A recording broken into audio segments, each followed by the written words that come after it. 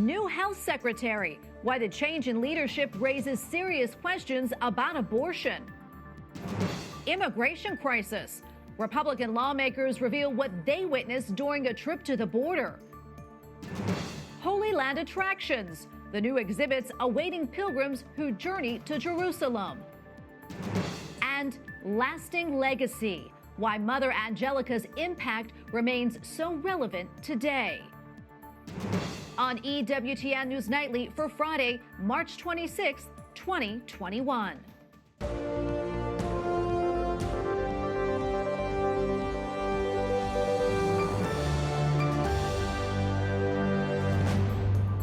Thank you so much for being with us tonight. I'm Tracy Sable. Tonight, crisis at the U.S. border. 18 Republican senators are documenting what they are witnessing along the U.S.-Mexico border near South Texas. The group is hoping to shine a light on the crisis.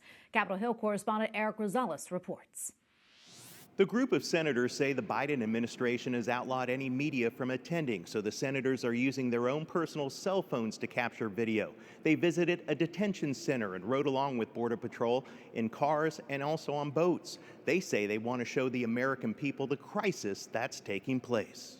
This is the problem. This is one of the areas that the media is not allowed to be able to come into. Speaking from a Border Patrol processing center, Senator James Lankford of Oklahoma says despite what the Biden administration is telling the American people, the border is open. If they have a child that's 6 years old or younger, or they're unaccompanied minor, but they can have like 10 people together that all say they're family, and if they have one child that's 5 or 6 years old, then all these folks will be released tonight into McAllen, Texas. Senator Lankford says the migrants are given a court notice to appear, but those court dates are 3 years in the future. They are then released into the U.S. Senators say these migrants are testing positive for COVID-19 at a 7 times higher rate than the American population. Senator Susan Collins of Maine tweeted, quote, "Border Patrol is overwhelmed, overworked, and discouraged by new policies." She adds, "We can hear the cartel members taunting us across the river. Human trafficking, child abuse, drug smuggling are rampant. This is a crisis." You can see there's 3 smugglers right there. Senator Ron Johnson of Wisconsin tweeted, "Last night, 2,900 apprehensions in the 56-mile Rio Grande Valley border area. 300 known gotaways." Senator Ted Cruz calls it a national security crisis. And it's time for the Biden administration to put an end to it and stop sanctioning lawless chaos. During his press conference yesterday, President Biden said that people are coming, quote, because they know Biden is a good guy. He also blamed the surge is seasonal. Republicans say that President Biden better get his head out of the sand and come up with solutions fast. At the Capitol, Eric Rosales, EWTN News Nightly. 2 abortion advocates just joined the Biden administration. They took the oath of office today despite opposition from pro-life groups, and one will lead the U.S. Department of Health, the agency at the center of the debate. White House correspondent Owen Jensen reports. Owen? Tracy, the White House has made it clear from the very start it will not support pro-life policies. Today, the swearing in of 2 more top officials confirms that. What pro-life groups feared, sworn into office today after a 50-49 vote in the Senate, Xavier Becerra as President Joe Biden's new Health and Human Services Secretary. I, Xavier Becerra. I, Xavier Becerra. Do solemnly swear. Do solemnly swear. Pro-life groups fought hard against his nomination, but to no avail. Ohio Right to Life listed off these charges. Xavier Becerra's record is one of pro-abortion extremism. Filed an arrest warrant against pro-life journalist David Daleiden, sued the U.S. government for protecting the rights of pro-life nuns, voted in favor of gruesome partial birth abortion. Also sworn in, Shalanda Young, Deputy Director of the Office of Management and Budget. So help me God. So help me God. Congratulations, Brandon. The Family Research Council warns the Hyde Amendment is one of the last legal barriers still standing to the abortion industry's systematic targeting of black babies. Incredibly, the Biden administration's prominent African-American leaders, like Shalanda Young, have called for an end to Hyde. Meanwhile, the pandemic. New hospitalizations are up, while deaths are around 1,000 a day. And the most recent 7-day average is about 57,000 cases per day, which is an increase of 7% from the prior 7 days. And as it battles the pandemic, the White House also tries to get the southern border under control. Right now, his focus is on moving these kids out of these Border Patrol facilities, right? And making sure it's done in a way that keeps them safe and keeps everyone safe. Also tonight, the White House extends its condolences to storm victims in the Deep South, where at least 5 people have died. And separately tonight, a large study is underway to see if people who are fully vaccinated against COVID-19 can still transmit the virus. At the White House, Owen Jensen, EWTN News Nightly. Officials in Romania say people will be permitted to attend religious services for Easter despite a recent surge in coronavirus cases. Church attendees will be required to wear masks and practice social distancing. The country is roughly 85% Orthodox and around 5% Catholic. This year will be another quiet Holy Week in the Holy Land due to COVID-19. Pilgrimages will be kept mostly outdoors for safety. A local tour guide describes how the pandemic had caused a total shutdown. Before, we were probably at the peak of the number of pilgrims going to Israel, and we passed from the very high number to zero, absolutely zero. So yes, it's quite shocking to see those empty streets in Jerusalem especially for Palm Sunday. Henri Gorinard hopes pilgrims will begin returning to the Holy Land as coronavirus vaccines increase in Israel and around the world.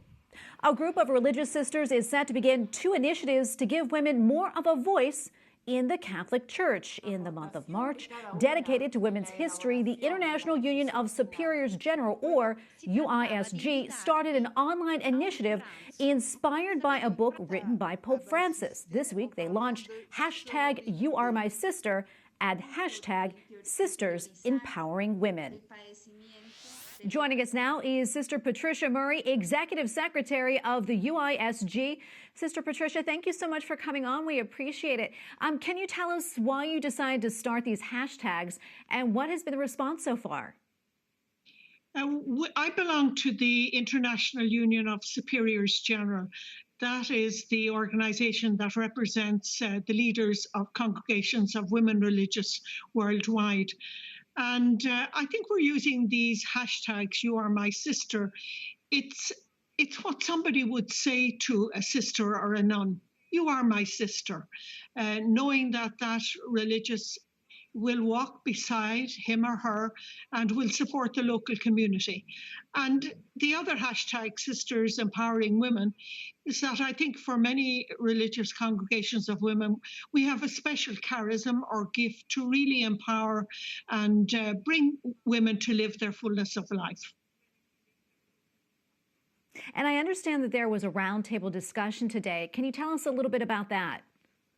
Yes, we're having a series of discussions on various topics that are of interest to sisters worldwide. And the first meeting was on the topic of synodality.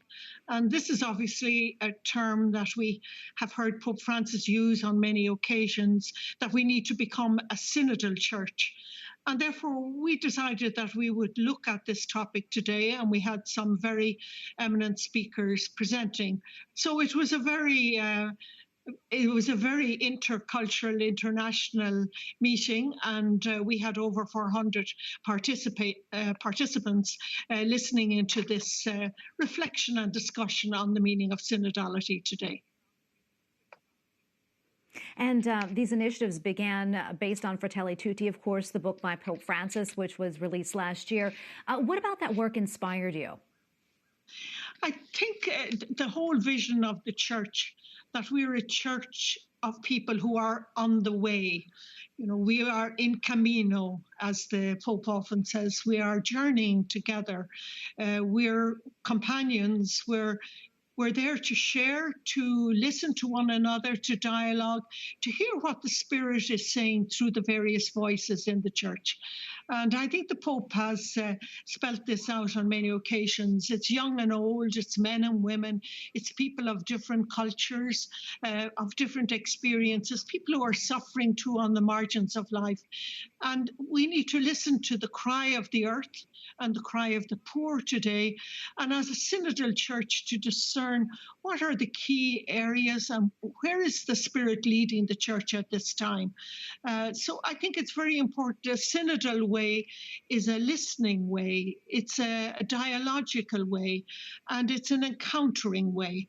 So we're listening to the other. We don't come with a fixed opinion about something, but we're willing to listen to the experiences, the insights, and the dreams of other people.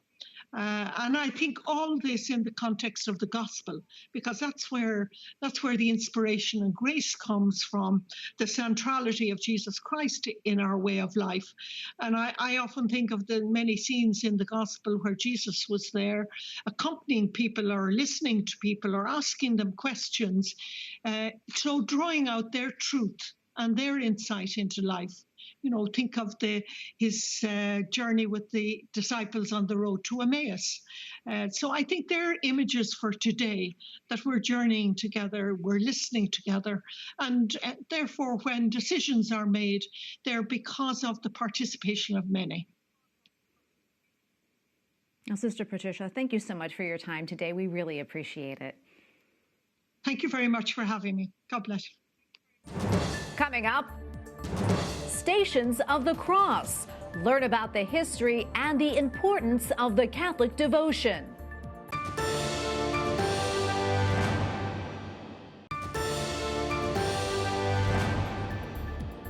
This Sunday is Palm Sunday. It is also the start of the holiest week on the church calendar. And as we prepare, we take a closer look tonight at the Way of the Cross, also known as Stations of the Cross. Joining us now on Skype to discuss the devotion is Monsignor Robert Panke, pastor of Saint John Neumann Parish in the Archdiocese of Washington. Monsignor, thank you so much for being with us again. Great to see you. So tell us, what is the history of Stations of the Cross and how did this devotion begin? Well, Stations of the Cross really developed from people wanting to go to the places where Jesus healed and spoke, and in a particular way where he died, was buried, and rose again. And where he died, Calvary, and where he was buried and rose is all in the Church of the Holy Sepulchre. So people would journey on pilgrimage to there and remember all that happened that we read about in the scriptures on his way to the crucifixion, where he was scourged and where he was met by Simon of Cyrene. And so all these places, people would pilgrimage and would remember that. And you can go to the Holy Land now and walk this in the Via Dolorosa, but it's a little far to get to the Holy Land. So people wanted to do this at home and in their churches, so they could walk with Jesus to Calvary, and thus developed this really beautiful devotion of the Stations of the Cross. Do we only hold Stations of the Cross during Lent, and is this a devotion that the faithful can do, on their own, either at home or in church? It's very popular during Lent because we really focus on the suffering servant, the suffering Jesus, in particular on Fridays. But this can be done anywhere, at any time. In fact, there are plenty of things on the internet. There's apps. It's a beautiful devotion that you can do all during the year, because we really should be focusing on the passion and death of Jesus all the time. So yes, at church is a very popular place, but really anytime, anywhere is a good time to do the devotion. As we mentioned, of course, this Sunday is Palm Sunday. Can you talk a little bit about why the church uses palms, both historically and symbolically? Well, if you remember, of course, in the scriptures, Jesus is triumphantly welcomed into Jerusalem, and the people are holding and waving their palms. And the palms signify many things, peace and victory. And Jesus was really hailed as as the Savior and the Messiah, but not in the way they expected. Of course, he's welcomed them, and that's exactly what we do at Palm Sunday when we start with the blessing of the palms, and we read the passage where they say, Hosanna, to God in the highest, and he enters into Jerusalem, and of course things turn out very differently than the people expected. He's crucified, but of course we know the good news is he rises again, and he rises and lifts us to the glory of heaven. Well, Monsignor, before I let you go, as we enter into Holy Week, how should we prepare and what should we be praying for? Well, I'm telling the good people at Saint John Neumann to look at Holy Week as really a retreat. And it's such a precious, wonderful time when we focus on the fact that our sins brought Jesus to the cross, but he did so out of love for us and that we are his children. So it's the supreme act of love of our Savior. And if we could just carve out time to put it in our calendar, to say, I'm going to spend an extra half hour, an extra hour, an extra whatever it may be for us during this Holy Week, so we can really feel the love of Jesus, to experience that love in his passion and death and resurrection. Monsignor Panke, thank you so much for coming on. We really appreciate your time. Thank you for all you do, and have a blessed Holy Week and a blessed Easter. God bless you. Up next, remembering our foundress. Hear about Mother Angelica's lasting legacy.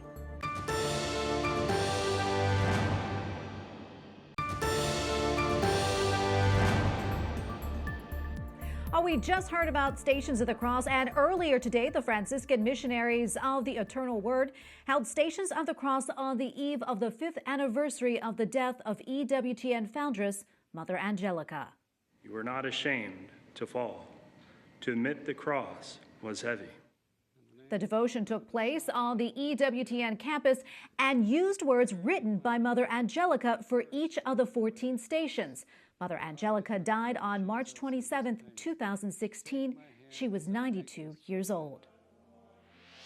Joining us now is Michael Warsaw, Chairman and Chief Executive Officer of EWTN Global Catholic Network. Michael, thank you so much for joining us. As we commemorate the 5th anniversary of her death, how does Mother Angelica's legacy continue? Well, it's hard to believe that it's been 5 years, but, I think Mother is really a presence, a continued presence through the work of EWTN, the apostolate that she founded 40 years ago. EWTN continues to touch lives and continues to pursue really the mission that God gave to Mother Angelica all of those years ago. And I think particularly in this last year of the pandemic, when we've seen so much hardship and so much difficulty, we've seen EWTN be an incredible support to people around the world, to really be what Mother Angelica, I think, wanted it to be and hoped it would become. And I think her legacy, part of her legacy is that understanding, that empathy that she always had with people who were suffering and in difficult circumstances. And I think she's been and continues to be a great example, particularly throughout this last year of the pandemic. Yeah, definitely. And Michael, how does Mother remain relevant today? In what ways?